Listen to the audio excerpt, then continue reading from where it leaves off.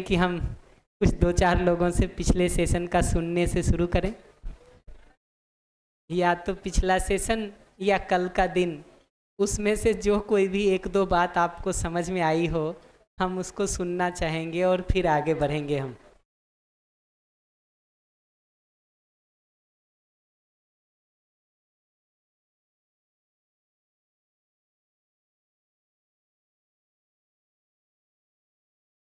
Mic mic कहाँ है? बढ़िया। तो जी पहले सेशन में कुछ पॉइंट्स जो अच्छे लगे वो यहाँ नोट डाउन किए हैं, तो मैं वो पढ़ूंगी। पहली बात ये समझी कि शब्दों का पढ़ लेना उसका मतलब ये नहीं है कि उसके पीछे का तात्पर्य हम समझते हैं। उसके लिए उस शब्द के साथ दूसरे शब्दों का जोड़ और वाक्यों का समझना भी ज़रूरी है। इस टर्म्स में मैंने ये उतारा। दूसरा ये है कि दूसरों से की गई तुलना में हम खुद ही समस्या में पड़ जाते हैं, तो ये तुलना का पॉइंट थोड़ा अच्छा लगा वहाँ पे। फिर हमारी आवश्यकता है अभी हम दूसरों से तय करते हैं, जिसका कारण दूसरों के साथ की गई तुलना है, जो हमारी आवश्यकताओं को तय करने में बाधा बनती है। तो हमें हमारी आवश्यकताएं दूसरों के साथ तुलना करके तय नहीं करनी है। अगर ऐसा करेंगे तो हमें हमारी आवश्यकता कितनी है वो हम पता नहीं लगा पाएंगे। एप्रिशिएशन की मनाही नहीं है, पर वो एप्रिशिएशन किसी की तुलना में नहीं होना चाहिए, किसी की सापेक्ष में नहीं होना चाहिए। अगर ऐसा हो रहा है तो वहाँ समस्या आ सकती है। तो एक एप्रिशिएशन वाला पॉइंट भी वहाँ पे अच्छा रहा। बढ़िया। और कौन बताएंगे? उधर से भी सुन लेते हैं कि नीचे माइक वहीं है पास में, तो बताइए कौन बताएंगे।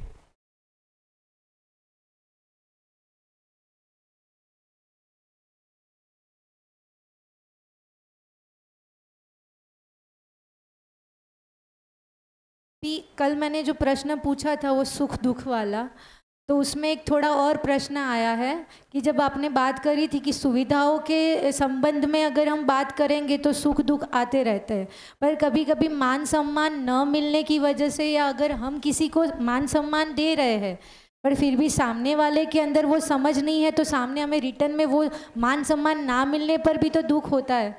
उस पर अभी बात करेंगे दीदी, आज से कल तक में वही बात करनी है हमको। संबंध के मुद्दे को हम आज से कल तक में थोड़ा और विस्तार से देखने का काम करेंगे। बढ़िया।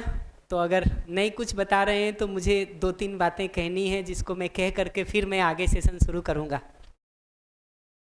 देखिए, किसी भी सेशन को हम कंडक्ट करते ना, तो हमारी भी एक अपेक्षा होती है, और वो अपेक्षा एकदम सरल होती है कि क्या बात आप तक पहुंच रही है, क्या नहीं पहुंच रही है, उसका हमको पता चल सके। ये मेरी अपेक्षा होती है कि क्या बात आप तक पहुंच रही है, क्या नहीं पहुंच रही है, उसका हमको पता चल सके। वो जब हमको पता नहीं चलता है ठीक ठीक ना, तो हम कंफ्यूज होते हैं कि कैसे हम अपनी बात को और ठीक ढंग से रखें, जो चल रहा है उसी को चलने दें, या रिपीट करें, या आगे बढ़ें, या स्पीड बढ़ाएं, या कम करें, या टॉपिक चेंज करें। ये सब मुझे कुछ भी बहुत सटीकता से पता नहीं चल पाता है अगर आपका फीडबैक नहीं मिलता है तो। और वो नहीं हमको पता चलेगा तो निश्चित रूप से मेरे कहने में उसका बार बार प्रभाव जाएगा, मैं उसको गेस करके चलूँगा, और जितना ज़्यादा मैं उसको गेस करके अनुमान करके चलूँगा, उतना ज़्यादा हमारे और आपके बीच गैप होने की संभावना है, जिसका हमको कंसर्न होता है। तो कैसे उसको भर सकते हैं, हमारे इस कंसर्न को कैसे फुलफिल कर सकते हैं, उसका उपाय सोच के हमको बताइएगा। और मैं कंसर्न को फिर से रख देता हूँ कि मुझे लगता है कि जो बात मैं कह रहा हूँ वो आप तक पहुँच रही है, नहीं पहुँच रही है, कितनी पहुँच रही है, कितनी नहीं पहुँच रही है, हमको इसी स्पीड से चलाना है कि इसको आगे बढ़ाना है। टॉपिक की बात पूरी हो गई है, आप तक आ गई है, मैं नेक्स्ट टॉपिक पर मूव करूं या इसी टॉपिक पर बने रहूं, ये सारी चीज़ों के निर्णय लेने में हमको कन्फ्यूज़न होता है। फिर हमको एक अनुमान से चलना होता है, और जितना ज़्यादा हम उस अनुमान से चलेंगे उतना ज़्यादा हमारे आपके बीच गैप बढ़ने की संभावना है। तो हमारा ये रिक्वेस्ट है कि अगर कुछ फीडबैक देने के काम को कर पाएंगे तो मेरे लिए थोड़ा सहयोग होगा, थोड़ी अनुकूलता मिल जाएगी और हम ज़्यादा सहजता से उस डिलीवरी को कर पाएंगे। वो कनेक्शन हमारा आपका ज़्यादा बेहतर हो पाएगा। कैसे कर सकते हैं उसको सोचिएगा। इस निवेदन के साथ मैं आगे बढ़ता हूँ। समृद्धि के संदर्भ में एक बहुत छोटी सी बात कहनी थी जिसको कह करके हम पूरा करके आगे बढ़ जाते। अगर आवश्यकता की पहचान हम सटीकता से नहीं करते हैं ना, तो ये दिखता है कि सुविधा की आवश्यकता की अगर पहचान नहीं होती है तो दो तरह के लोग दिखाई देते हैं। एक वैसे लोग दिखाई देते हैं जो साधन विहीन है, एक वैसे लोग दिखाई देते हैं जो साधन संपन्न है। साधन विहीन हो चाहे साधन संपन्न हो, अगर सुविधा की आवश्यकता की पहचान नहीं हुई है तो हमको कभी भी ये बात नहीं लगती है कि मेरे पास मेरी आवश्यकता से अधिक है। इसलिए भाव की जगह पर अभावग्रस्तता ही रहती है, दरिद्रता ही रहता है, डिप्रीवेशन का ही भाव रहता है। और पहचान उसकी यही दिखती है कि प्रोस्पेरिटी का भाव हो तो हम दूसरे को सहयोग करने की, दूसरे को नर्चर करने की सोच पाते हैं। डिप्रीवेशन का भाव होता है, अभाव की स्थिति होती है, दरिद्रता की स्थिति होती है, तो फिर हम दूसरे को नर्चर करने के बदले दूसरे को एक्सप्लॉइट करने की भी सोच लेते हैं। तो आपको बहुत सारे समाज में ऐसे लोग दिखाई देंगे जो बहुत साधन संपन्न होने के बावजूद भी दूसरों को एक्सप्लॉइट करने की सोच रहे हैं, योजना बना रहे हैं, कार्यक्रम बना रहे हैं, एग्जीक्यूट करने में लगे हुए। तो अभावग्रस्तता का ये कनेक्शन है। दुखी होने का कनेक्शन ये है कि सुविधाएं कितनी भी अधिक हो जाएं, अगर परिवार में जिन लोगों के साथ हम जी रहे हैं एक दूसरे के प्रति विश्वास, सम्मान, स्नेह, मैत्री जैसे भाव नहीं हैं, उसकी जगह अपमान है, क्रोध है, विरोध है, घृणा है, ईर्ष्या है, तो साधन होने से इतना ही फर्क पड़ता है कि हम झोपड़ी में रह के दुखी हैं कि महल में रह के दुखी हैं, हम अपने गांव में रह के दुखी हैं कि शहर में रह के दुखी हैं, हम अपने घर में ही बैठ के झगड़ा कर रहे हैं कि किसी होटल रेस्टोरेंट में जाके भी कर सकते हैं। उतना ही फर्क दिखाई देता है। तो ये दो तरह के लोग अभी दिखाई देते हैं। जाने अनजाने जो आज की पूरी पढ़ाई लिखाई है, पूरा नौकरी है, पूरा व्यापार है, वो हमको साधन विहीन से साधन संपन्न बनाने के प्रयास में लगा हुआ दिखाई देता है। अगर संबंध की शिक्षा नहीं है, समझ की शिक्षा नहीं है, दुखी रहने की गारंटी है। अगर सुविधा की आवश्यकता का पहचान वाला भाग ही नहीं हो रहा है, दरिद्र या अभावग्रस्त रहने की गारंटी है। फिर सारे नौकरी से, सारे व्यापार से, सारे मेहनत से क्या हो सकता है देखिएगा, तो साधन विहीन से साधन संपन्न हम हो सकते हैं। इतनी उपलब्धि तो हो सकती है। लेकिन आप अपने से पूछ के देखिए कि आप सिर्फ साधन संपन्नता चाहते हैं या उसके साथ सुखी होना भी चाहते हैं, समृद्ध होना भी चाहते हैं। ये हैप्पीनेस और प्रोस्पेरिटी ये दोनों भी हम चाहते हैं या सिर्फ फिजिकल रिसोर्सेज जमा हो जाएं, इकट्ठे हो जाएं, उतना ही पर्याप्त हो जाता है।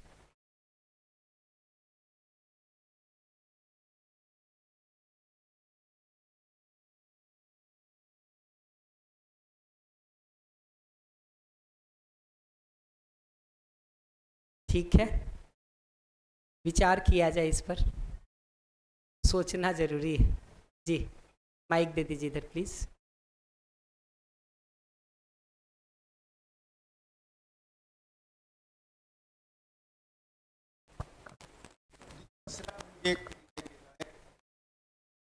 हाँ आराम से बोलिए ना।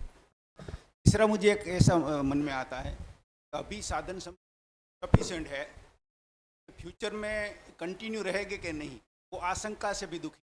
बढ़िया, ये भी अच्छा प्रश्न है कि आज हमको लगता है कि साधन पर्याप्त है, भविष्य में होगा कि नहीं, बना रहेगा कि नहीं, ये भय क्यों होता है? उसको अगर देखिएगा ना, 2-3 कारण हैं जिसको पलट के देखना चाहिए। अच्छा प्रश्न है ये।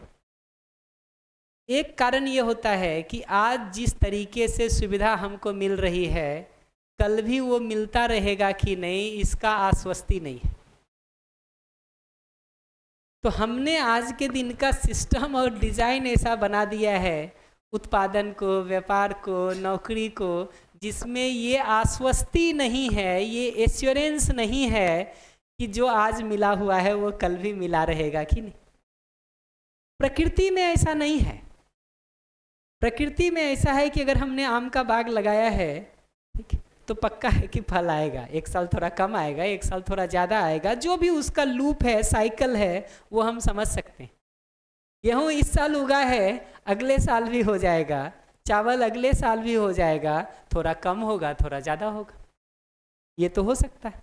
लेकिन वो कम होने के बावजूद भी हमारी ज़रूरत से बहुत अधिक होता है, ये पहचाना जा सकता है कि गेहूं की फसल कम हो तब भी हम सबके खाने की ज़रूरत से बहुत अधिक होता है।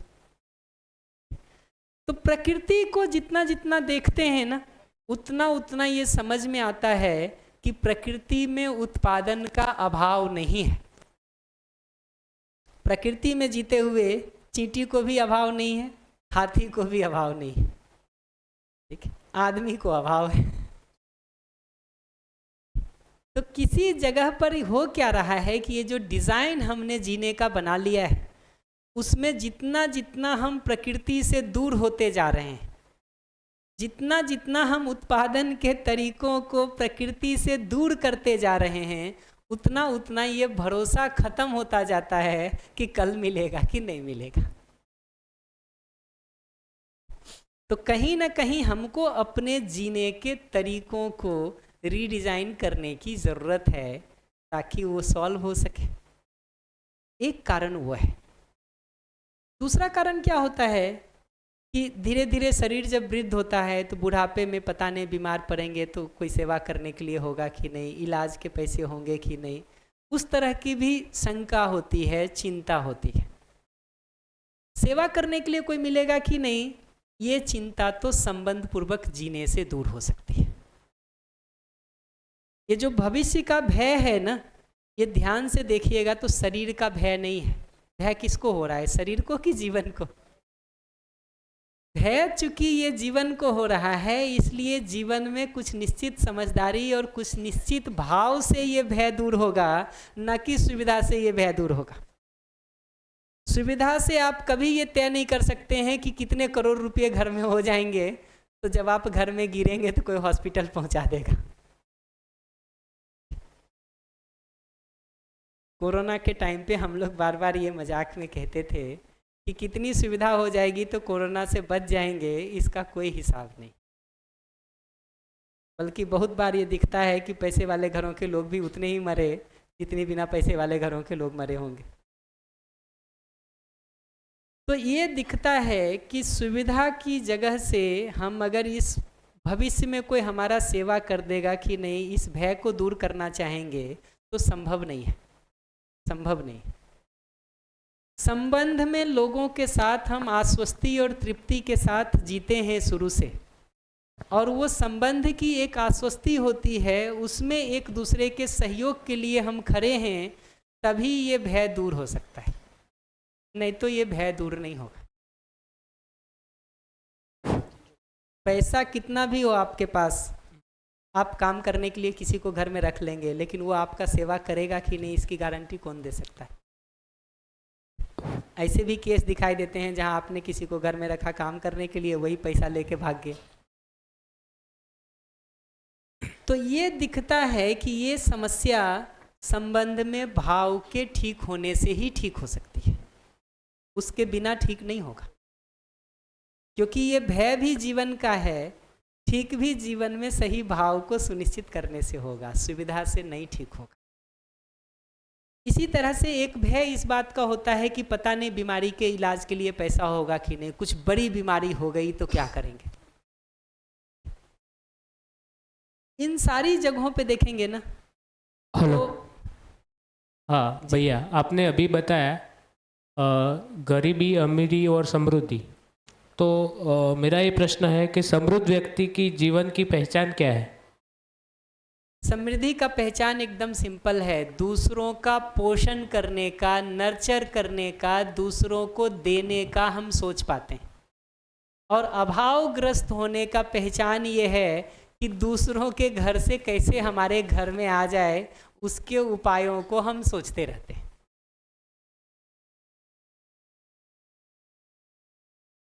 जी ठीक है, बढ़िया।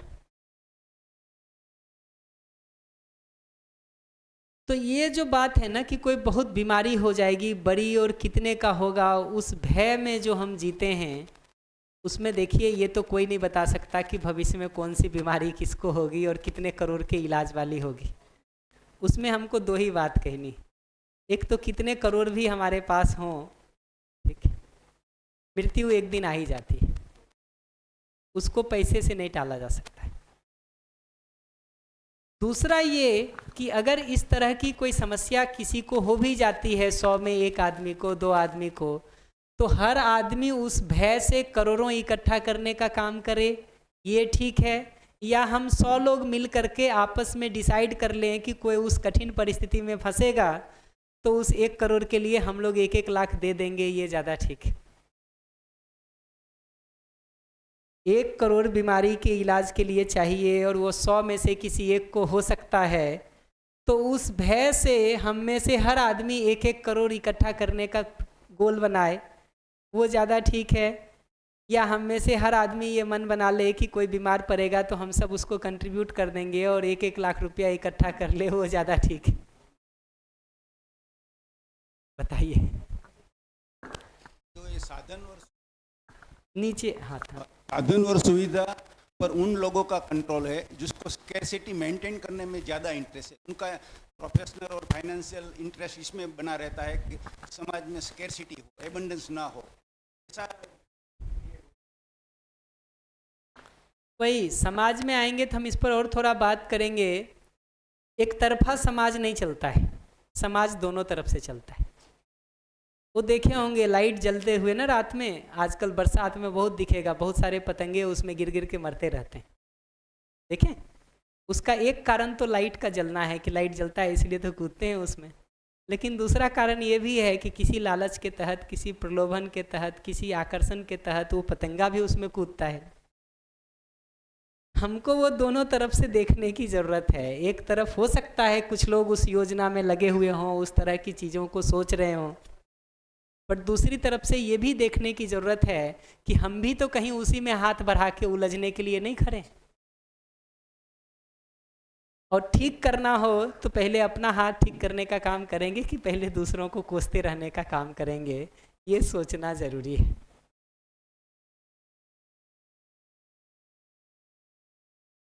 ठीक है?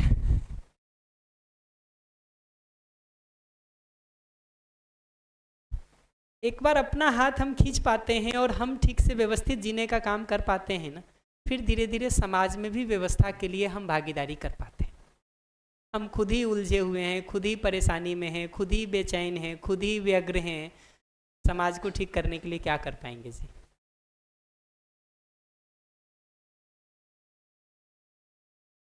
हम ही अभावग्रस्त हैं, आपका अभाव कैसे दूर करेंगे? और ध्यान से देखिएगा ना, जितना जितना सदुपयोग का प्रवृत्ति हमारे अंदर होता जाता है, ठीक है, उतना उतना अपनी सुविधा की आवश्यकता कम होती चली जाती है। जितना जितना, और मैं छोड़ने नहीं कह रहा हूँ इसको कि आप छोड़ें, मैं कह रहा हूँ सदुपयोग को पहचानना शुरू करें। देखें कि सदुपयोग में सुख है कि दुरुपयोग में सुख है, ये हिसाब लगाना शुरू करें। और दिखना शुरू होगा कि सदुपयोग में सुख है तो आप करेंगे ही उसको। आप अभी भी देखिए ना, आपका बच्चा सुविधाओं का सदुपयोग करता है तब आपको तृप्ति मिलती है, या सुविधाओं का दुरुपयोग करता रहता है तब आपको तृप्ति मिलती है? देख सकते हैं ना? तो एक बार ये जितना जितना सदुपयोग प्रवृत्ति दिखाई देता है ना, आप अपने से ही पूछ के देखिए, सदुपयोग करेंगे तब ज़्यादा सुविधा का जरूरत पड़ेगा या दुरुपयोग करेंगे तब ज़्यादा सुविधा का जरूरत पड़ेगा? उत्तर साफ है ना? विचार करिएगा। हमने तो कुछ प्रश्न छोड़ करके रख दिए हैं कि धीरे धीरे उस पर सोचने का काम किया जाए। मैं सोचता हूँ जो समय है हमारे पास उसमें थोड़ा संबंध के मुद्दे पर मैं थोड़ी बात शुरू कर देता हूँ। लंच के बाद उसको और विस्तार करने का काम करेंगे। तो अभी तो मैं सोचता हूँ कि जो समय है मेरे पास लगभग 50 मिनट का, उसमें एक जनरल आउटलाइन और इंट्रोडक्शन आपको मैं संबंध के संदर्भ में दे दूँ। एक एक भाव को विस्तार से समझने का काम हम लंच ब्रेक के बाद करेंगे। बट अभी एक जनरल आउटलाइन और ओवरव्यू में ज़रूर खींच देना चाहता हूँ ताकि आपको एक आइडिया लगना शुरू हो जाए कि क्या बात हम लोग संबंध में करने वाले हैं। परिवार में जीने के संदर्भ में देखेंगे ना, तो संबंध एक बहुत महत्वपूर्ण मुद्दा है। चाहे वो माता पिता का संबंध हो, भाई बहन का संबंध हो, पति पत्नी का संबंध हो, पुत्र पुत्री के साथ का संबंध हो, मित्रों के साथ का संबंध हो, ये सबको अभी मैं परिवार में व्यवस्था के तहत ही देख रहा हूँ। तो एक तरह से जब मित्र संबंध को देखते हैं तो एक एक्सटेंडेड फैमिली की हम बात कर रहे हैं, कुटुंब की हम बात कर रहे हैं कि उसमें मुख्य मुद्दा संबंध में एक दूसरे के साथ होने का है। इस संबंध को देखेंगे ना तो धीरे धीरे ये दिखाई देता है कि हम एक दूसरे से संबंधित हैं ही, जुड़े हुए हैं ही, ना कि ये जुड़ाव कोई हमको बनाना है। दो तीन तरह से इस बात को देख सकते हैं। आप इस पूरे सोलर सिस्टम को देखेंगे ना, पूरे सौर मंडल को देखेंगे तो इस गैलेक्सी का एक हिस्सा है। अलग से सौर मंडल एग्जिस्ट नहीं करता है, गैलेक्सी के एक हिस्से के रूप में ही वो एग्जिस्ट करता है। ऐसे ही अपनी धरती को देखेंगे तो ये धरती कोई अलग थलग बनी हुई इकाई नहीं है, इस सोलर सिस्टम का ही एक हिस्सा है। इस धरती पे भी देखने जाएंगे तो मानव के रूप में हम कोई अलग थलग इकाई नहीं हैं, बल्कि हवा, पानी, मिट्टी, पेड़ पौधे, पशु पक्षी, इन सब के साथ हम जुड़े हुए हैं ही। तो पूरी धरती भी आइसोलेशन में नहीं है, पूरा सोलर सिस्टम भी आइसोलेशन में नहीं है, आदमी जाति भी आइसोलेशन में नहीं है, और एक एक के रूप में हम भी आइसोलेशन में नहीं है। ये दिखता है कि ये पूरा जुड़ाव है ही। इस धरती पर भी देखेंगे तो ये दिखता है कि एक ही हवा है जिसको हम सब शेयर कर रहे हैं। उस हवा को आप पॉल्यूट करें कि हम, फर्क नहीं पड़ता, भोगेंगे दोनों। ये ऐसा है कि नदी पार करते हुए नाव से हम गुजर रहे हों, उस नाव में छेद आप करें कि छेद मैं करूं, डूबेंगे तो सब है। तो ये दिखाई देता है कि वही एक धरती है जिसको हम सब साथ साथ शेयर कर रहे हैं।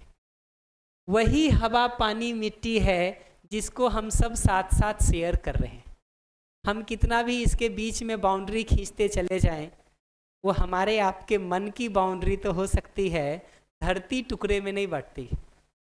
और अच्छा है कि धरती टुकड़े में नहीं बंटती है, टुकड़े में बंट जाए तो हमारा आपका रहना मुश्किल हो जाए, तो ये दिखता है कि ये जुड़ाव है ही हमारा।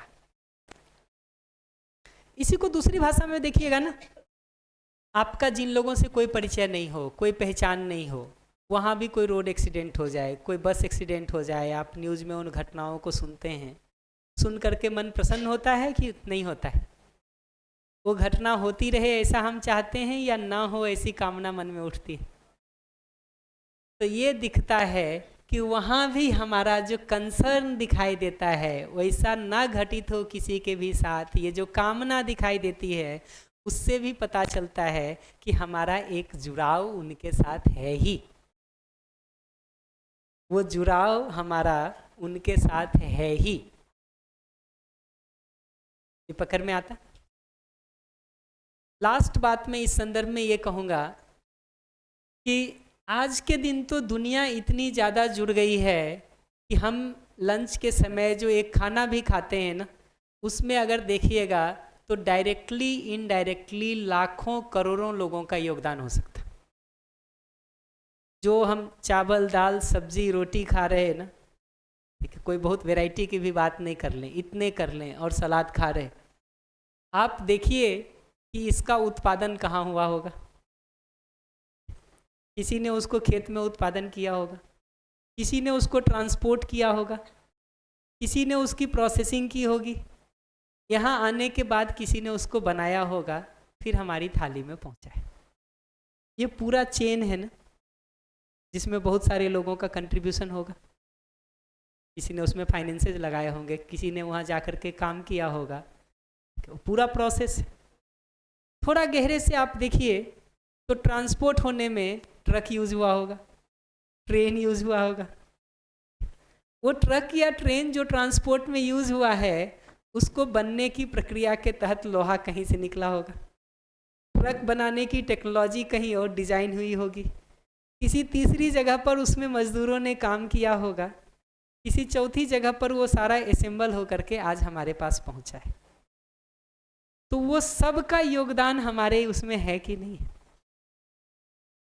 ऐसे ही देखिए कि जिस किसान ने उसमें गेहूं उगाया होगा, पानी देने के लिए हो सकता है डीजल यूज़ किया हो, पेट्रोल यूज़ किया हो, बिजली यूज़ किया हो, पंप का कोई सेट लगाया हो, उसमें अलग अलग तरह से किसी तरह के उर्वरक को डालने का काम किया होगा, कीड़े ना लगे उसके लिए कुछ उपाय किया होगा।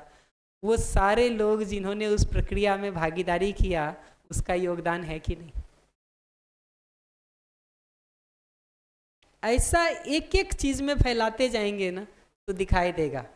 इस प्लेट में लेकर के हम खाना खा रहे हैं ना, उस प्लेट के लिए भी देखिएगा तो पता नहीं कितने सारे लोगों का उसमें कंट्रीब्यूशन हो। वो कंट्रीब्यूशन हम देखते नहीं हैं, इसलिए हमको वो जुड़ाव महसूस नहीं होता है। हमको लगता है इसमें क्या खास बात है, इतनी सहजता से हाथ में मिला हुआ है, हम आराम से खा लेते हैं, हमको लगता भी नहीं है कि कुछ खास है। मैं हर बार ये सोचता हूँ और मैं सबसे पूछता रहता हूँ, कभी इसकी कल्पना करके देखिए कि अगर इस धरती पर आप अकेले रह जाएं या आइलैंड में आप कहीं अकेले फंस जाएं, तो जितनी चीज़ों को आप आज के दिन प्रयोग कर रहे हैं, उसमें से कितनी चीज़ों को आप खुद बना पाएंगे? ऊपर से नीचे तक गिनना शुरू कर दीजिए। कपड़ा, घड़ी, मोबाइल, जो पेपर हाथ में लेके हैं वो, जो पेन, पेंसिल, जिस गद्दे पे बैठे हुए हैं वो, कमरा, एसी, फैन, लाइट, एक आध चीज़ भी बड़ी मुश्किल से मिलेगी जो आपको लगेगा कि आप खुद बना लेंगे, बड़ी मुश्किल से मिलेगी कि नहीं? बाल काटने के लिए जो ट्रिमर या कैंची यूज़ कर लेते हैं ना, वो भी नहीं बनता जी, वो भी नहीं बनता। और ऐसा नहीं है कि हमसे आपसे नहीं बनेगा, किसी से भी नहीं होता हो, क्योंकि ये कलेक्टिव काम है, कलेक्टिव काम है। तो ये दिखना ज़रूरी है कि जिन छोटी छोटी चीज़ों को भी हम आज के दिन प्रयोग कर रहे हैं, उसमें बहुत सारे लोगों का योगदान है ही। इस रूप में हमारा जुड़ाव एक दूसरे के साथ बना हुआ ही है। पूरे अस्तित्व में भी देखते हैं तो कहीं कोई बाउंड्री नहीं दिखाई देती है, सीमा रेखा खींची हुई नहीं दिखाई देती है, जहाँ एक अलग हो दूसरा अलग हो और उनका कोई जुड़ाव नहीं हो। धरती और सोलर सिस्टम का पूरा एक जुड़ाव है। धरती को आप अपनी जगह से अगर हटा देंगे तो सोलर सिस्टम बदल जाएगा, वैसा ही बना नहीं रहेगा जैसा बना हुआ है। या सोलर सिस्टम में कोई बदलाव होता है तो उसका प्रभाव धरती पर दिखाई देता है। नहीं, धरती पर टाइड्स आने का प्रभाव दिखाई देता है। ये बेसिकली सोलर सिस्टम में जो मून है उसके प्रभाव के रूप में मेनली हम देखते हैं। तो ये दिखना जरूरी है कि एग्जिस्टेंशियली भी, अस्तित्वगत ढंग से भी चीज़ें जुड़ी हुई है। मनुष्य अपने अंदर देखने जाता है तो भी ये दिखाई देता है कि बाकी प्रकृति के साथ उसकी पूरकता है ही, और दूसरे मनुष्य के साथ भी गहरे में कहीं सब चीज़ें ठीक रहे ये कामना हमारी होती ही है, और कुछ भी खराब कहीं दिखता है तो हमारा मन खराब होता ही है, वो ठीक हो जाए ऐसा हम चाहते ही।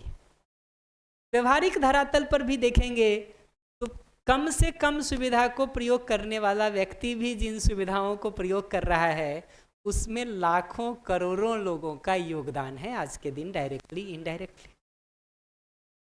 सिर्फ एक स्कूल चलने में ही जितनी चीज़ों का हम यूज़ कर रहे हैं ना, मुझे लगता है अगर इसकी लिस्ट ठीक से बनाई जाए ना, तो हो सकता है संसार के सभी 800 करोड़ लोगों का योगदान निकल आए इसमें। पूरे 800 करोड़ लोगों का योगदान निकल आएगा ये स्कूल चलने, डायरेक्टली इनडायरेक्टली।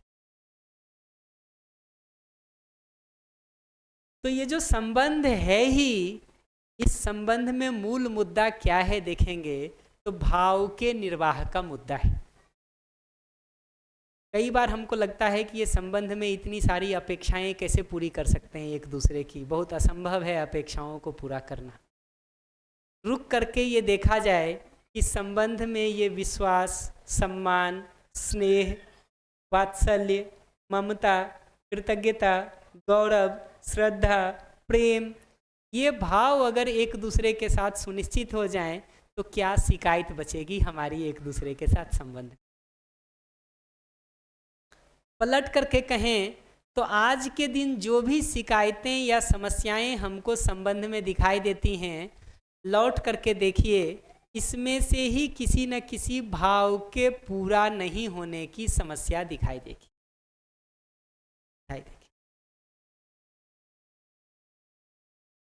संबंध में होने वाला हर झगड़ा, चाहे वो परिवार के अंदर का झगड़ा हो कि पड़ोसी के साथ का झगड़ा हो या काम करने की जगह का झगड़ा हो, आप देखेंगे कि उसमें मूल मुद्दा इन भावों का है।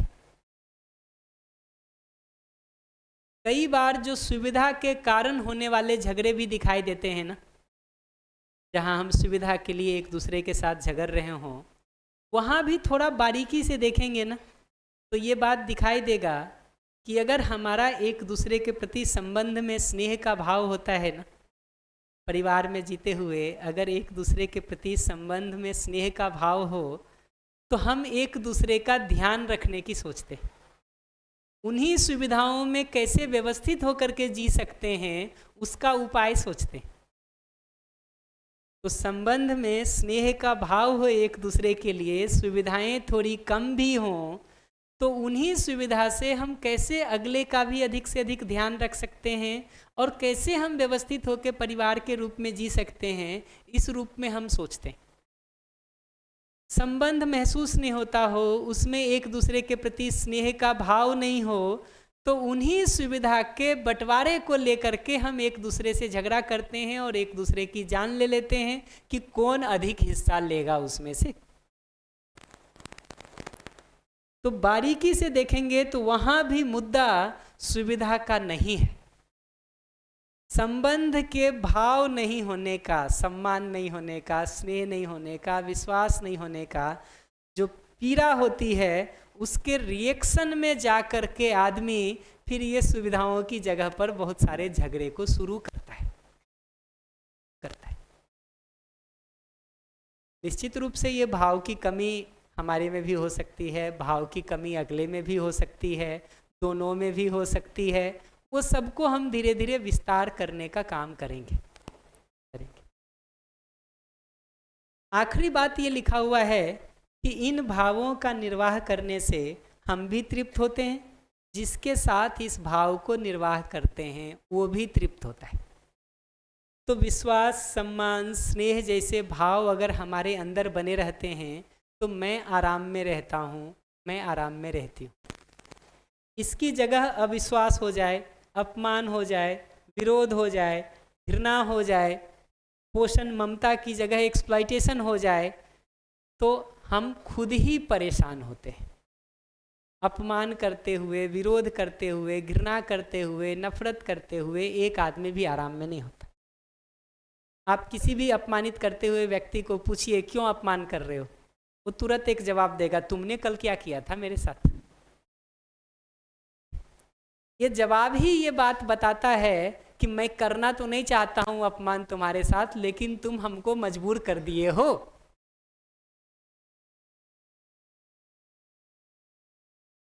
आप कहिए ऊंची आवाज में जवाब क्यों दे रहे हो, कहेगा 3 साल से 5 साल से सुनते सुनते थक गए हैं, अब और नहीं होता हमसे, अब तो हम जवाब देंगे।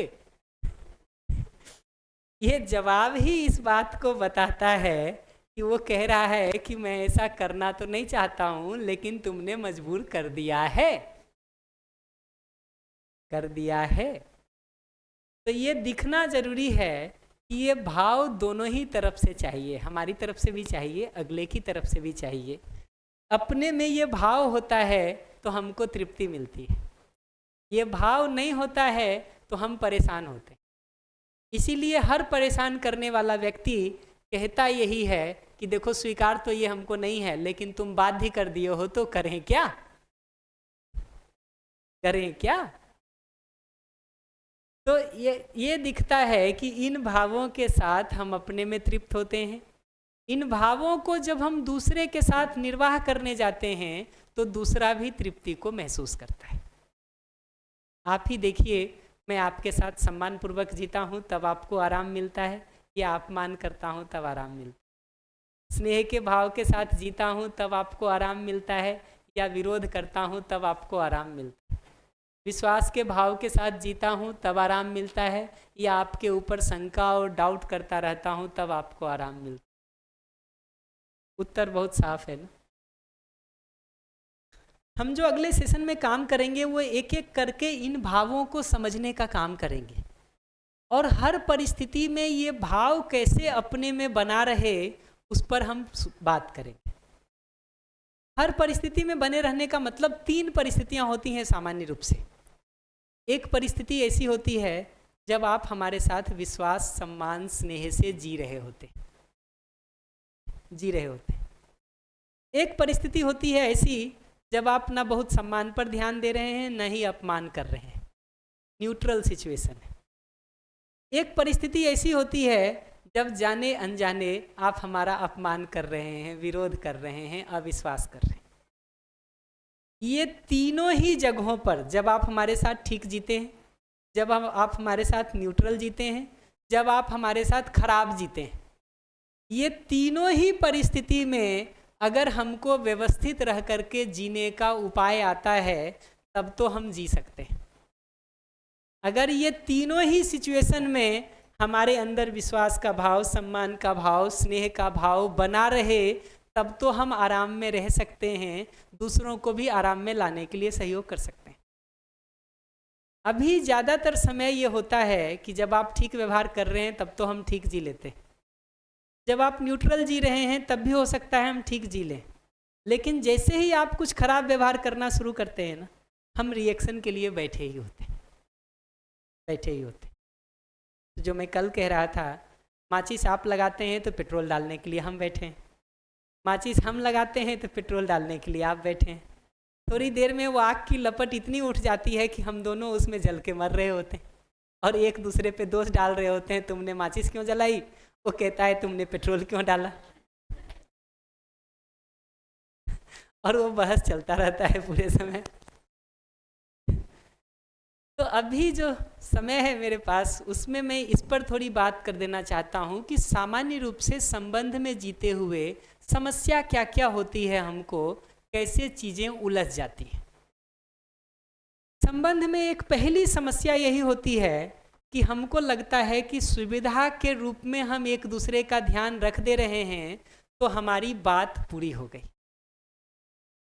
हम ये भूल जाते हैं कि सुविधा के रूप में कितना भी ध्यान रखें हम आपका, अगर भाव में विश्वास, सम्मान और स्नेह का भाव आपके लिए नहीं रख रहे हैं, आपको कभी तृप्ति नहीं मिलेगी।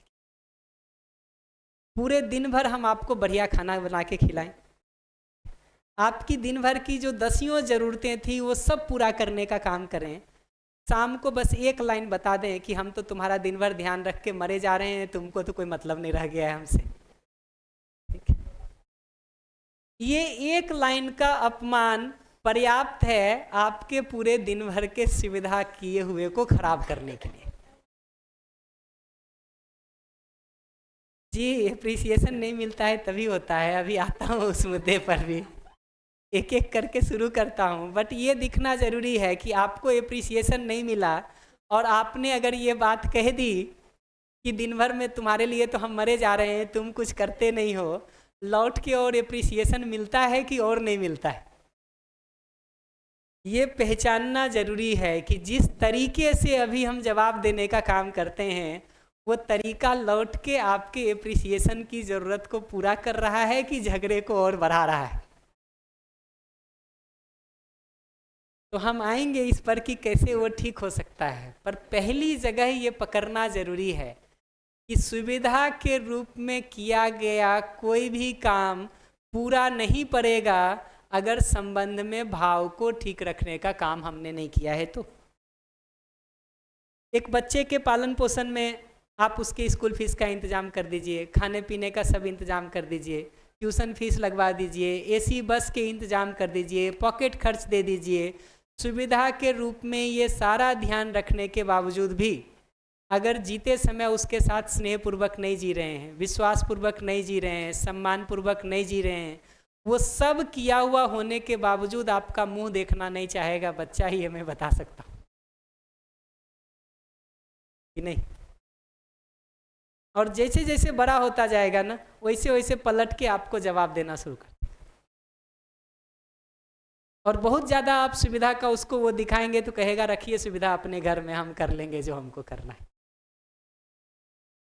तो ये दिखना जरूरी है कि सुविधा की जगह पर किया गया कोई भी सहयोग पर्याप्त नहीं पड़ेगा अगर संबंध में भाव को ठीक रखने का काम नहीं कर रहे हैं। तो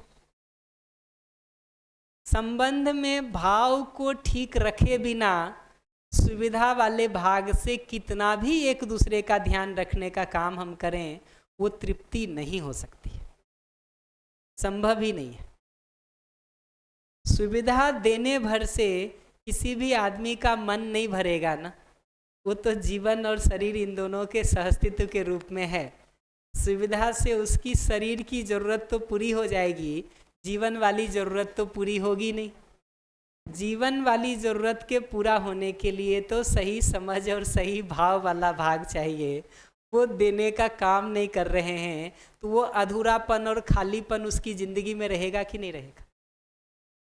उस अधूरेपन और खालीपन के साथ उसको लगता है कि कारण आप ही हैं, तो शिकायत पैदा होती है, और उस शिकायत को हम जिस तरह से जवाब देते हैं तो हम गिनाना शुरू करते हैं, बेटा क्या क्या किए तुम्हारे लिए। अच्छा, जितना गिनाते चले जाइए आप, उतना आपका दूरी बढ़ता चला जाएगा, क्योंकि वो रिएक्शन में 20 वो चीज़ें गिनाएगा जो आपने ठीक नहीं किया होगा उसके साथ यहाँ भाव की जगह पर। तो ये दिखना जरूरी है कि भाव के निर्वाह पर अगर हमारा ध्यान नहीं है, फीलिंग्स के फुलफिलमेंट पर अगर हमारा ध्यान नहीं है, तो सुविधा के रूप में कितना भी हम अगले को दे दें, कोई पूरा नहीं पड़ने वाला है। ये पहली बात समझ में आई जी? नमस्कार। नमस्ते, बताइए। ये संबंध प्रैक्टिकल होना चाहिए, परस्पर देवो भव, यानी एक दूसरे के प्रति जैसे मैं भाव दे रहा हूँ, प्रतिफलन या आदान प्रदान नहीं हो रहा है, एक वन साइडेड अफेयर नहीं है ये। रिस्पेक्ट, लव सामने से होना चाहिए। बारे में कुछ बताइए। बहुत सुंदर, ये जो आप कह रहे हैं ये हमारा अगला पॉइंट है कि पहली चूक तो ये होती है कि संबंध में भी हमारा ध्यान सुविधा पर ही रहता है। आप देखिएगा ना, घर में पति पत्नी के बीच झगड़ा हो जाए, बोलचाल बंद रहेगी, ठीक, खाना बना के देते रहेंगे, कपड़ा टाइम से दे देंगे, चश्मा ढूंढ करके दे देंगे, ये सब करते रहिए, और अगले को भी जो करना है वो करता रहेगा, लेकिन पूरे दिन में 2 बात साथ में ऐसा सुना देगा जो अगले को तीर की तरह चुभ जाए। हमको लगता है कि दिन भर इतना काम किया हमने, उसको एप्रिसिएट करेगा वो। आपको ये दिखना जरूरी है कि ये तीर की तरह चुभी हुई 2 बात आप बोलेंगे ना, तो एप्रिसिएशन तो भूल जाइए, बदले में 2 तीर आपको मिलने वाला है। ये पहचानना जरूरी है। जो दूसरी बात आपने कही ना, संबंध की दूसरी समस्या ये होती है कि इन भावों पर जब हमारा ध्यान जाता भी है ना, तो इन भावों को समझ करके अपनी तरफ से सुनिश्चित करने पर हमारा ध्यान कम रहता है। हम मान के बैठे रहते हैं कि हम तो इन भावों के साथ जीते ही हैं, ठीक ही है सब हमारा, तो दूसरे पर पूरे समय नज़र गड़ा के रखते हैं कि उसकी भाषा में, उसकी टोन में, उसकी शैली में, उसके लहजे में विश्वास है कि अविश्वास है, सम्मान है कि अपमान है, स्नेह है कि विरोध है। तो जैसे ही उसकी भाषा में, उसके फेशियल एक्सप्रेशन में, उसके लहजे में, उसके टोन में थोड़ा भी ऊपर नीचे दिखाई देता है, हमको तुरंत नोट हो जाता है कि ये देखो हमारा अपमान कर रहा है, ये देखो हमारा विरोध कर रहा है, ये देखो हमारे ऊपर अविश्वास कर रहा है। आप देखिए किसी भी जगह पर जब हम 2, 3, 4 लोगों के साथ बात कर रहे होते हैं, कितनी समय हमारा ध्यान इस बात पर बना रहता है कि मैं आपके साथ विश्वास, सम्मान और स्नेहपूर्वक जी रहा हूँ कि नहीं, और कितनी समय इस बात पर ध्यान बना रहता है कि आप सब लोग मेरे साथ विश्वास, सम्मान, स्नेहपूर्वक जी रहे हैं कि नहीं। इस पर ज़्यादा ध्यान रहता है, इस पर ज़्यादा ध्यान रहता है, सामने वाले पर, दूसरे पर, कि वो हमारे साथ ठीक जी रहा है कि नहीं। अच्छा, ध्यान ही हम जब पूरे समय आपके ऊपर बना रखे हैं तो अपना कुछ दिखाई भी देगा क्या? हम अगर अभी सामने खड़े होके खड़े हैं तो 2 मिनट दीजिएगा, हम अभी सामने होकर के खड़े हैं तो आप दिखाई दे रहे हैं, कैमरा दिखाई दे रहा है, ठीक, ये टाइम के लिए घड़ी रखी हुई दिखाई दे रही है। इसका ये मतलब थोड़ी है कि पीछे कुछ नहीं है। पीछे मुड़ के देखेंगे तो ये स्क्रीन दिखाई देगा, एसी दिखाई देगा, एंजल्स स्कूल लिखा दिखाई देगा। हम देख ही रहे हैं पूरे समय आपको, तो जो भी दिखाई देगा वो आप ही का दिखाई देगा ना। अपनी तरफ देखने का काम ही नहीं कर रहे हैं तो अपना दिखाई कैसे देगा? तो हमको आपका दिखाई देता है, आपको हमारा दिखाई देता है। हम दोनों को लगता है कि हम तो ठीक हैं, समस्या आप में। हम ये नहीं देख पाते हैं कि इसका कारण ये है कि आप हमारे को देख रहे हैं इसलिए आपको मेरा दिख रहा है, मैं आपको देख रहा हूँ इसलिए हमको आपका दिख रहा है। अपनी तरफ भी मुड़ के तो एक बार देख लें कि पूरे दिन भर में हमने क्या किया, हमने क्या किया। लेकिन जो सामने वाले के प्रति भाव, सद्भाव जो भी दिखाया,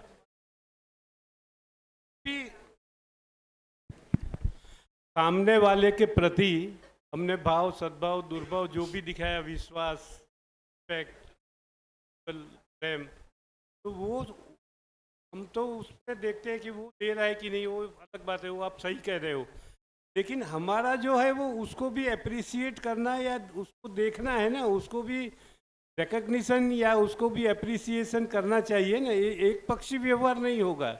आता हूँ ना, अभी एक एक स्टेप पर आता हूँ। देखिए अभी भी हम बात यही कर रहे हैं कि मैं ठीक जीता हूँ तो दूसरे को अप्रिसिएट करना चाहिए कि नहीं। हमको ये दिखाई नहीं देता है कि दूसरा भी कभी हमारे साथ ठीक जीता हो, उसको हमको अप्रिसिएट करना चाहिए कि नहीं। हर बार जो सुई गरी रहती है ना वो सामने वाले के ऊपर। हम तो कर रहे हैं लेकिन वो ये जो आप कह रहे हैं ना, दिखाई देता। जी जी, ये जो आप कह रहे हैं ना कि मैं कर रहा हूँ, इसका ठीक उत्तर तो अगला दे पाएगा कि वो मानता है कि नहीं कि आप कर रहे हैं कि नहीं। वो तो जिस अगले से आपकी शिकायत हो वो भी कहेगा मैं तो करता हूँ, यही नहीं करते हैं। मान्यता में कमी है। तो ये देखना जरूरी है कि अगर हमारा ध्यान ही जी सर वो हमको अप्रिशिएट करे कि ना करे, हम अपने में अधूरेपन क्यों लाए? आप दूसरे जरूर क्यों उनके हम रिलेटिव हैं। appreciate करें? ये भावना क्यों रखे हमको?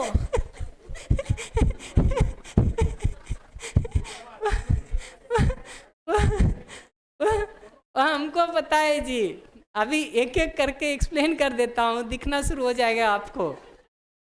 पूरे समय हमारा ध्यान जो सामने वाले के ऊपर बना रहता है ना, अभी पूरा कर देता हूँ, आपको सारे मुद्दे दिखने लगेंगे। ये पूरे समय जो हमारा ध्यान सामने वाले के ऊपर बना रहता है ना, उसमें सामने वाले की चीज़ें तो हमको दिखाई देती रहती हैं, अपनी दिखाई नहीं देती। तो हम भी विश्वास, सम्मान, स्नेह को सुनिश्चित कर रहे हैं कि नहीं, इसका होश नहीं है।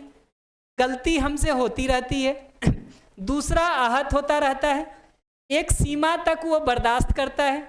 जब पलट के जवाब देने लगता है ना, तब हमको लगता है नालायक बिगड़ गया है कुछ। आप अपने लिए देखिए ना, आप दूसरे को कब जवाब देना शुरू करते हैं? दूसरा जब आपके साथ कुछ ठीक नहीं कर रहा होता है, आप उसको एक सीमा तक सुनते हैं, सहते हैं, बर्दाश्त करते हैं, टालते हैं। जब लगता है कि अब थोड़ा ज़्यादा हो गया है, इसको कुछ तो करना पड़ेगा, तब जवाब देना शुरू करते हैं। ये जो प्रक्रिया हमारे अंदर घटित होती है, यही प्रक्रिया तो दूसरे के अंदर भी घटित हो रही है ना जी। फर्क इतना ही है कि इन भावों को सुनिश्चित करने का काम हम नहीं कर रहे हैं, और ध्यान अपनी तरफ नहीं दे रहे हैं, इसलिए गलती पता नहीं चलती है, मान के बैठे हैं कि हमारा तो सब ठीक है। आप भी इन भावों को समझ के सुनिश्चित करने का काम नहीं कर रहे हैं और ध्यान अपनी तरफ नहीं दे रहे हैं, इसलिए आप भी मान के बैठे हुए हैं कि हमारा तो सब ठीक है। तो आपको लगता है कि समस्या श्याम में है, श्याम को लगता है कि समस्या आप में है। ये समस्या तो दोनों में है वही और दोनों अधूरे हैं। तो अलग अलग हम सभी अधूरे, सब मिलकर ही तो हम पूरे। लगे एक के छत पर सबका स्नेह लो 100 बार। एक बार अगर आप कह देंगे ना अपने घर वालों को कि हम भी अधूरे हैं, तो हाँ, पत्नी को लगेगा जिंदगी सफल हो गई हमारी। तो मैं तो अभी सभी के यही सामने सिद्ध स्वीकार करने में तो का समय तैयार लगा हूं। रहे थे। मैं भी अधूरा हूँ ही, मैं कहाँ पूर्ण हूँ, लेकिन अधूरापन जब महसूस होता है तो उसका इस तरह से पूरा किया जाता है, उसमें सहयोग देना चाहिए, नहीं तो फिर आपके पास आना पड़ता है, वही आना पड़ेगा या कोई मध्यस्थी के पास। अभी आता हूँ स्टेप वाइज। हर बार क्या होता है, जब आपने कहा ना कि दोनों अधूरे हैं, ठीक है, तो कह रहे हैं पूरा करने के लिए सहयोग चाहिए। देखिए वाक्य कैसे चलता है उसको देखेंगे ना तो पता चलेगा। वही सहयोग की बात कर रहा हूँ। एक मिनट, कितने गहरे में बैठा है। देखिए हमको दिख गया कि हम में भी कुछ कमी है, आप में भी कुछ कमी है, ठीक है। अब हमारी कमी को भरने के लिए आपसे सहयोग चाहिए, ये तो हम देख पा रहे हैं। आपकी कमी की भरपाई में हम सहयोग करने को तैयार हैं कि नहीं, ये हिसाब लगाएंगे कि नहीं लगाएंगे। हर समय देखेंगे ना तो ध्यान दूसरे पर इतना ज़्यादा केंद्रित है हमारा कि हमको आपकी कमी दिखाई देती है, आपको हमारी कमी दिखाई देती है। हम आपके सुधार का प्रोग्राम बना रहे हैं, आप हमारे सुधार का प्रोग्राम लेके बैठे हुए हैं। और अगर हम आपको सुधारने का प्रोग्राम बना रहे हैं, आप हमको सुधारने का प्रोग्राम बना रहे हैं, सुधरने का प्रोग्राम दो में से कोई नहीं बना रहा, पूरी जिंदगी प्रयास करके भी कुछ सुधार होगा क्या? हमारे सर जिनके पास में रहा हूँ वो बार बार ये कहते हैं कि ये स्थिति ऐसी है कि विश्वास सम्मान स्नेह का कटोरा हमारा भी खाली है, अगले का भी खाली है। कटोरा हमारा भी खाली है, कटोरा अगले का भी खाली है। मांग रहे हैं दोनों एक दूसरे से बड़ी शिद्दत से, मिलने वाला कुछ है क्या? वो संभावना दिखना जरूरी है कि हम दो भीख मांगने वाले लोग एक दूसरे के सामने कटोरा लेके बैठेंगे, पूरी जिंदगी मांग के भी कुछ नहीं मिलेगा जी। किसी एक के पास हो तब तो देने के काम से वो शुरू हो सकता है। संबंध की जो तीसरी चूक दिखाई देती है उस पर भी थोड़ा बात कर देता हूँ, ये एप्रिसिएशन वाला भी उत्तर उसमें मिल जाएगा। होता क्या है कि जब हमारा ध्यान अपनी तरफ मुड़ता भी है ना, एक तो ध्यान बाहर रहता है तो आप ही का दिख रहा है, ठीक करने का प्रोग्राम आप ही का बना रहे हैं। ध्यान अपनी तरफ मुड़ता भी है ना, तो हम क्या करते हैं कि जिंदगी में जो जो आपके लिए मैंने अच्छा किया होगा ना, वो सब हम याद रखते हैं। तो एक गिलास पानी भी दिए होंगे, 2 पैसे की कहीं सेवा कर दिए होंगे, कहीं सिर दबा दिए होंगे, वो सब हमको याद रहता है कि तुम्हारे लिए मैंने क्या क्या किया था। और जो जो भी हम नहीं कर पाए आपके लिए ठीक, वो सब के लिए हमारे पास एक जस्टिफिकेशन होता है, एक रीज़न होता है, एक लॉजिक होता है, एक कारण होता है, एक तर्क होता है कि ये मजबूरी थी, ये बाध्यता थी, ये परिस्थिति थी जिसके कारण हमको ऐसा करना पड़ा, ऐसा करना पड़ा जी।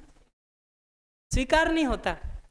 तो क्या होता है कि अपने लिए तो हमारा पैमाना ये होता है कि हम अपना जो ठीक किए होते हैं वो सबको याद रखते हैं, जो ठीक नहीं किए होते हैं वो सब के लिए एक जस्टिफिकेशन है, एक कारण है, एक तर्क है कि क्यों हमको ऐसा करना पड़ा। ठीक है। दूसरे के लिए जब हम इस काम को करते हैं ना तो उल्टा करते हैं। जो जो आप हमारे लिए अच्छा किए होते हैं उसको हम रिकॉग्नाइज नहीं करते, उसको हम वैल्यू नहीं देते, उसको हम अप्रिशिएट नहीं करते, उसको हम ग्रांटेड लेते हैं। कौन पति इतना नहीं करता है, कौन पत्नी इतना नहीं करती है, शादी किए तो इतना करना ही होता है, ठीक है, माँ बाप हैं तो क्यों नहीं करेंगे। ये सारे तर्क इस जगह पर खड़े होते हैं कि दूसरे ने जो कुछ भी किया वो तो ग्रांटेड लेते हैं, उसको तो अपना अधिकार मानते हैं। इसमें कौन सी खास बात है, इतना तो हर कोई करता है, नहीं भी करते तो हमारी ज़िंदगी में क्या बिगड़ जाता। ये सारा ढंग हमारा ये होता है कि जो अगले ने किया है उसको हम रिकॉग्नाइज नहीं करते, वैल्यू नहीं देते हैं, एप्रिसिएट नहीं करते हैं। जो जो वो नहीं कर पाया है हमारे लिए, वो सब की एक लंबी लिस्ट लेके बैठे होते हैं। और वो लिस्ट जो है ना, आप आज के दिन भी देखेंगे ना, तो हर झगड़े में हम ये दो में से कोई एक लिस्ट गिनाना शुरू करते हैं। या तो हम ये लिस्ट गिनाते हैं कि मैंने तुम्हारे लिए ये किया, ये किया, ये किया, और तुम एहसान फरामोश इतना भी नहीं करोगे। या दूसरा जब गिनाना होता है तो ऐसा गिनाते हैं, अच्छा तुम हमको बता रहे हो कि मैं ये सब ठीक नहीं करता हूँ, अभी बता रहा हूँ कि तुमने क्या क्या हमारे साथ किया है। फिर वो आज से गिनाना शुरू करेंगे ना, तो आज का गिनाएंगे, फिर पिछले दिन का गिनाएंगे, उसके पिछले दिन का गिनाएंगे। वो बहुत संभव है कि शादी के बाद जब पहले दिन घर आई होंगी ना, उस दिन तक का सब गिनाएंगे कि क्या क्या तुमने ठीक नहीं किया था। और जब अपना गिनाया हुआ पूरा हो जाता ना, तो खानदान बीच में ले आते हैं उसके लिए भी पर्याप्त गिना देते हैं। वो माँ बाप जो बेचारे बच कहीं चले गए होंगे ऊपर, उनको भी घसीट के ले आते हैं। तो हमको ये दिखना जरूरी है कि अभी जो हमारा डिज़ाइन हो गया है जीने का ना, इसमें जो जो आपने मेरे साथ अच्छा किया है वो सबको हम ग्रांटेड ले करके, अधिकार मान करके साइड कर दिए। जो जो ठीक नहीं किया आपने, उसकी लिस्ट बना के रखे हुए हैं एकदम अप टू डेट। और अपनी तरफ से हम उल्टा करते हैं, जो जो हम नहीं कर पाए वो सबको एक तर्क दे करके, एक जस्टिफिकेशन दे करके साइड कर दिए। और जो जो हम आपके लिए किए हैं अच्छा, वो सबको याद करके रखे हुए हैं। तो मेरे पास दो लिस्ट है। एक लिस्ट है जो मैंने अच्छा किया है आपके साथ, और दूसरी लिस्ट है जो आपने खराब किया है मेरे साथ। ये दो लिस्ट मेरे पास है, जो मैंने अच्छा किया है आपके साथ और जो आपने खराब किया है मेरे साथ। उसी तरह से आपके पास दो लिस्ट है, एक जो आपने अच्छा किया है मेरे साथ, दूसरा जो मैंने खराब किया है आपके साथ। ये चार लिस्ट के साथ कोई भी दो आदमी बैठेगा, झगड़ा नहीं होगा तो क्या होगा जी, ये बताइए। झगड़ा नहीं हो तो आश्चर्य है, हो ये तो सामान्य बात है कि नहीं। और हम कोई बहुत रॉकेट साइंस की बात नहीं कर रहे जी। माइक दे दीजिए, इधर वाला माइक कहाँ है? खराब किया है या खराब हुआ है उसको भूल जाना चाहिए, जो अच्छा किया है परस्पर को याद रख के आगे बढ़ना है। जी आता हूँ, अभी इस पर बात करूँगा। आपने जैसे बताया भैया जी, हम जो किए हैं वो गिनाते हैं, नहीं किए हैं उसके लिए जस्टिफिकेशन है। तो सामने वाले के लिए भी वही है, उन्होंने अगर कुछ नहीं किया है तो उसका जस्टिफिकेशन उनके पास है, लेकिन हम वो सुनने को भी तैयार नहीं है, तब जाके झगड़े होते हैं। एग्जैक्टली मैं किसी एक वर्कशॉप में ये बात कर रहा था, तो किसी पार्टिसिपेंट ने उठ के कहा, आदमी अपनी गलतियों के लिए ना सबसे अच्छा वकील है, लॉयर है, सब तरह के तर्क ढूंढ के ले आता है जस्टिफाई करने के लिए। लेकिन जब दूसरे ने गलती किया है ना, तो सबसे कठोर जज है। तो अपने लिए तो बेस्ट लॉयर है और दूसरे के लिए हार्श जज है। थोड़ा भी गलती हुआ है तो सजा तो मिलनी चाहिए, चूक ना जाइए कहीं। इस डिजाइन के साथ हम जीने का एक ढर्रा बना लिए। ऐसी परिस्थिति में चीजें उलझेगी नहीं तो क्या होगी। आप पूछेंगे इन समस्याओं का समाधान क्या है, और इसको हम डिटेल करेंगे जैसे जैसे संबंध में भाव पर जाएंगे। समाधान एकदम सिंपल है। अगर हमको ये दिखने लगता है कि सुविधा के साथ साथ संबंध में भाव होना महत्वपूर्ण है और भाव ज़्यादा महत्वपूर्ण है, ये बात दीदी प्रिंट आउट मिल जाएगा आपको, नमिता दी प्रिंट आउट मिल जाएगा, कहीं रखा होगा इसको, इसके प्रिंट आउट पड़े हैं, मिल जाएंगे, सभी जगह बटे हुए हैं। तो ये दिखता है अगर अपने में कि सुविधा के साथ साथ संबंध में भाव की भी ज़रूरत है और भाव की ज़्यादा ज़रूरत है, तो सिंपल काम करना होता है कि अपनी तरफ से इन भावों के निर्वाह पर हमको प्रधानता से ध्यान देना होता है। हम सुविधा में अगले का बहुत ध्यान रखें, अच्छी बात है, लेकिन उसके साथ साथ संबंध में भाव को भी वरीयता में, प्रायोरिटी में ध्यान रखने का काम करते हैं हम, तो संबंध ठीक हो सकता है। ठीक हो सकता है। कहीं भी दो संबंध बिगड़ा हुआ है ना, दो तरीका हो सकता है। एक ये कि हम अपेक्षा रखें कि दूसरा ठीक हो और फिर हमको भी ठीक होने में सहयोग करें। एक डिजाइन ये हो सकता है कि हम ठीक हों फिर दूसरे को ठीक करने में सहयोग कर सकें। अपने हाथ में कौन सा वाला है? हम ठीक हो सकें, दूसरों को ठीक करने में सहयोग कर सकें। इस डिजाइन से चलेंगे ना तो रास्ता निकल सकता है। हम आपका मुंह देखें, आप हमारा मुंह देखें, प्रयास दो में से कोई नहीं करे, जिंदगी भर मुंह देखते रहेंगे जी, और क्या होगा? यही तो होगा ना जी। तो हम ये नहीं कह रहे हैं कि दूसरा ठीक व्यवहार नहीं करे हमारे साथ, लेकिन पहल करेंगे तो कहाँ से करेंगे, शुरू करेंगे तो कहाँ से करेंगे? पहले खुद ठीक व्यवहार करने से शुरू करेंगे या सिर्फ दूसरे से ठीक व्यवहार मांगने से शुरू करेंगे? उत्तर बहुत साफ है जी। कुछ कह रहे? नहीं, खुद से करना है वो तो बात सही है, लेकिन जो दूसरा नहीं कर रहा हो तब क्या करें? नहीं, वो तो ठीक है, वो तो मेरा उसका उपाय हम बताएंगे। अभी ये जब पूरे फीलिंग की बात कर लेंगे ना, तो हम लास्ट में इस पर भी बात करेंगे कि दूसरा अगर एप्रिसिएट नहीं कर रहा हो तो कैसे कहें कि एप्रिसिएशन की संभावना बढ़ जाए। एप्रिसिएट तो छोड़ो, प्रतिभाव अच्छे से देना भी जरूरी होता है। जी बिल्कुल। तो मैं अभी इस सेशन के लास्ट में कल किसी समय ना, संबंध के एंड में कल किसी समय इस पर बात करेंगे कि दूसरे से अगर प्रतिभाव नहीं मिल रहा हो तो कैसे रिस्पॉन्ड करें। उस पर भी हम बात करेंगे कि दूसरे से वो प्रतिभाव नहीं मिल रहा हो तो कैसे रिस्पॉन्ड करें। ये दिखना जरूरी है कि अपमान से, विरोध से, क्रोध से, गुस्से से, सुबह बता रहे थे कोई हमको मुंह फुला करके, ठीक है, कितना भी बोलने जाइए उससे प्रतिभाव मिलने की संभावना और कम होती जाती है। ये दिखना जरूरी है।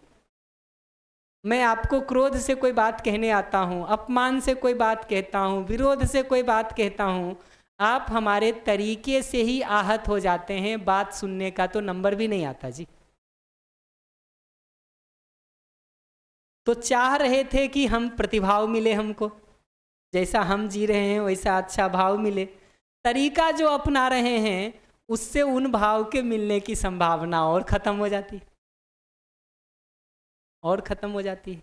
ये ऐसा है कि दूसरा आपका पैर नहीं छू रहा है, आप उसको बुला के 2 चांटा मारिए और कहिए पैर छू, ठीक है, और डर से हो सकता है आप छू भी दे, लेकिन कल आपकी तरफ झांकने नहीं आएगा। इतना पक्का है, इतना पक्का है। हमको लगता है इफेक्टिव तरीका है, थप्पड़ मार के पैर छुआ लेंगे।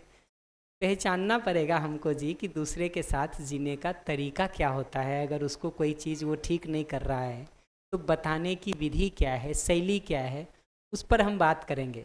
लेकिन पहले एक बार अच्छे से ये तो देख लें कि हमारा जीने वाला भाग भी ठीक है कि नहीं है, उसमें कहाँ कहाँ गैप्स है और कैसे उसकी हम भरपाई कर सकते हैं।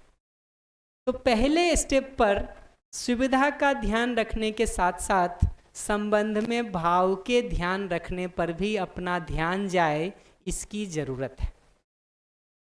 ठीक है।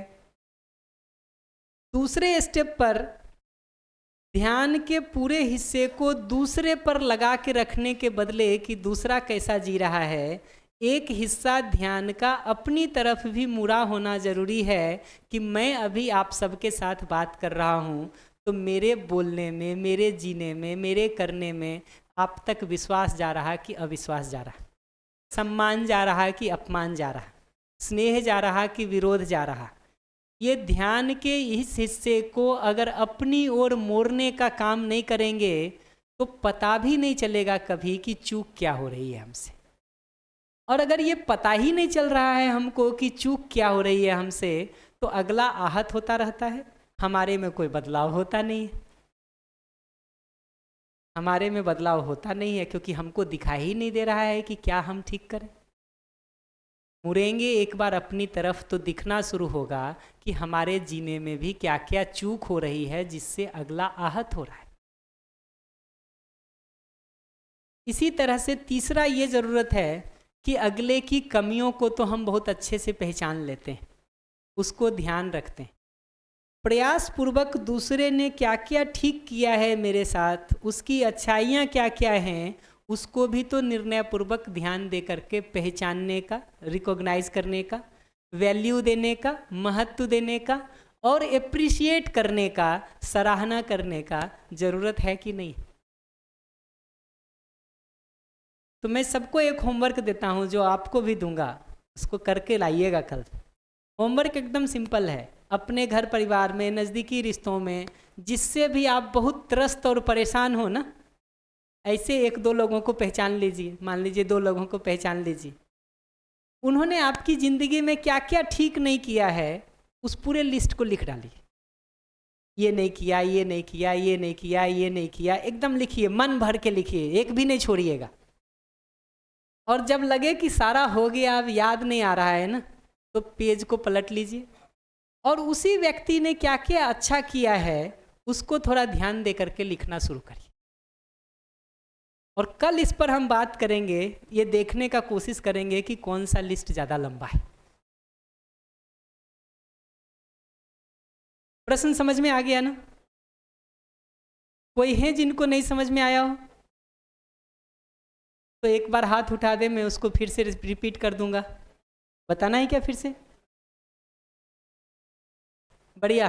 कल सुबह 9 बजे हम जो है ना इसी पर बात करेंगे। और अब हम सोचते हैं कि आप लोग हमको बोलने में तो सहयोग कर नहीं रहे, तो बेस्ट आइडिया ये है कि आप लिख करके इसको दे दें यहाँ, फिर हम उसको देख लेंगे। तो अब वहाँ से चल लेते जी, इसमें क्या है, आप पर्चा में दे ही दीजिए, हम उसी को देख लेंगे। अभी झेल लो, बाद में देखा जाएगा जी। तो ये दिखना जरूरी है दूसरे के साथ जीते समय कि उसकी कमियां तो हम बहुत आसानी से पहचान लेते हैं, उसी ने क्या क्या हमारे साथ अच्छा किया है उसकी भी तो हम नोट बना सके। जैसे वो बच्चा दिख रहा है हमको नोट बनाते हुए, क्या नाम है? निकुंज। अगर किसी जगह पर हमको लगता हो कि मम्मी हमारे साथ ये ठीक नहीं कर रही, तो एक लिस्ट बना लें मन भर के कि ये नहीं किया। जब वो लगे कि पूरा हो गया ना, तो पेज पलट के दूसरे साइड में ये लिखना शुरू करें कि मम्मी ने क्या क्या किया हमारे साथ।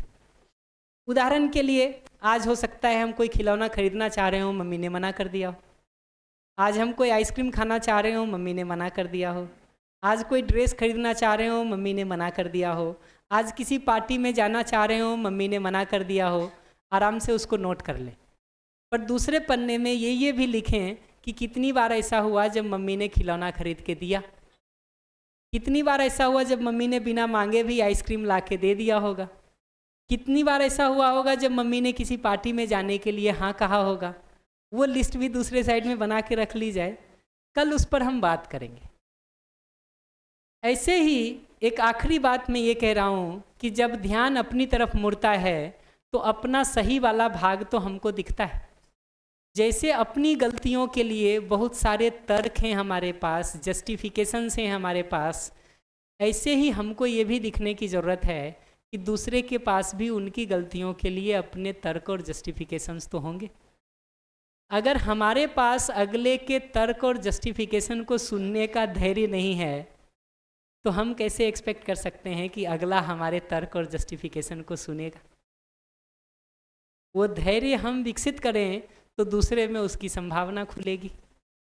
तो अपनी तरफ से ठीक जीने के संदर्भ में इतनी बात हमको कहनी थी। इन भावों को हम अगले सेशन में और विस्तार करेंगे तो दिखना शुरू होगा कि विश्वास के नाम पर, सम्मान के नाम पर, स्नेह के नाम पर हम कहाँ कहाँ कैसे कैसे चूक करते रहते हैं। फिर कल सेशन के एंड में, कल के लास्ट तक किसी समय हम इस पर भी बात करेंगे कि दूसरा अगर ठीक नहीं जी रहा हो हमारे साथ तो उसका ध्यान दिलाने के काम को हम कैसे करें, कैसे करें, इस पर हम कल बात करें। क्रम से चलना जरूरी है। क्लास 5 को पढ़े बिना क्लास 6 की बात नहीं हो सकती। अपनी तरफ से ठीक जिए बिना दूसरे को ठीक जीने में सहयोग करने की बात नहीं हो सकती।